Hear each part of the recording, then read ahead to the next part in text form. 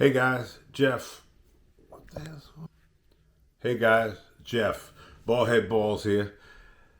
First edition of Chronicles of a Newbie.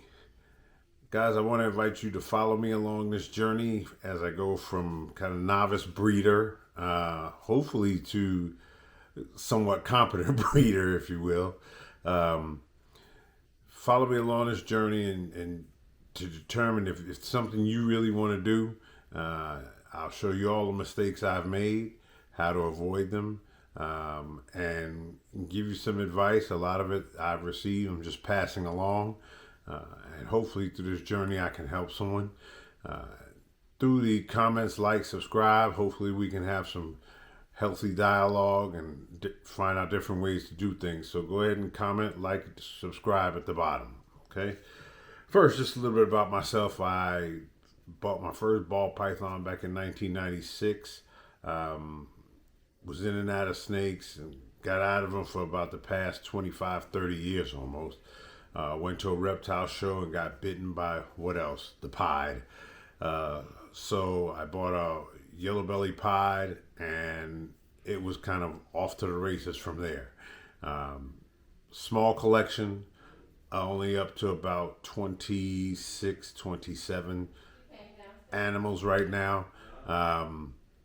And I'm going to kind of walk you through up to where I am today. I have not had a pairing yet. All of my males and females, those who I want to pair, aren't up to size yet. But hopefully through this series of videos, I can help you guys, and maybe you can avoid some of the pitfalls, or maybe it can help you make some decisions, because there's some choices involved in terms of what you want to do.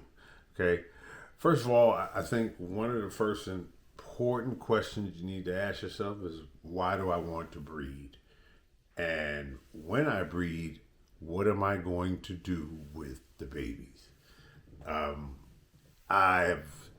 So for me, I think it's just a passion to make beautiful animals. If I sell some, great, but I'm okay keeping my clutches small, and which will take more time, obviously, if you keep your clutches small. But I'm okay keeping my clutches small, and working and not being overwhelmed, not becoming overwhelmed. Something to keep in mind: whatever you own, the animals you own, they need to eat, and you'll have to feed them.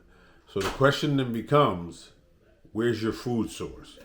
Are you dependent upon someone? And thankfully, I have a great source right now, because I do not breed my own rodents at this point.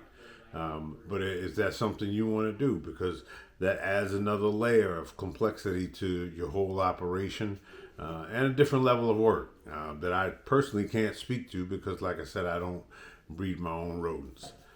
Secondly, how many animals do you want to have?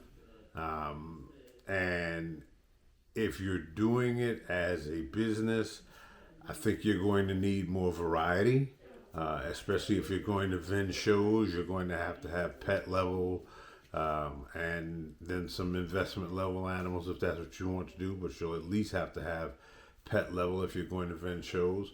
Or you're just going to keep the offspring, which is perfectly feasible if you can afford to, or you have that many rodents and you can feed them. Hey, why not? It's up to you.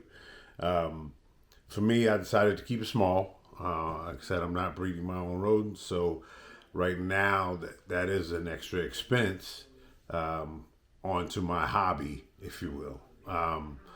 But I'm okay with that, and that's why I'm really kind of careful about what I buy now, because I realize every one I add is another mouth to feed, if you will. So something else to think about. If you're going to breed, the question: what are you going to breed? Are you breeding investment animals, which may cost a little more, or are you breeding, some more less high price or less costly animals to get your feet wet? I don't think there's a right or wrong answer to that. I think it's all about preference. You know, breeding a pairing a $2,000 snake to another $2,000 snake is just like pairing a $500 snake to another $500 snake. So it's not much difference in the technique. It's all about personal preference and what you can afford, quite frankly.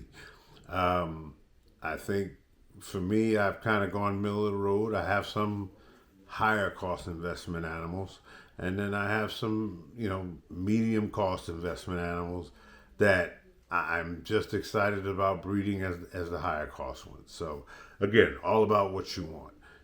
One thing I will caution: quality in, quality out. Get yourself some quality animals to start, so whatever you produce should be quality as well. Okay.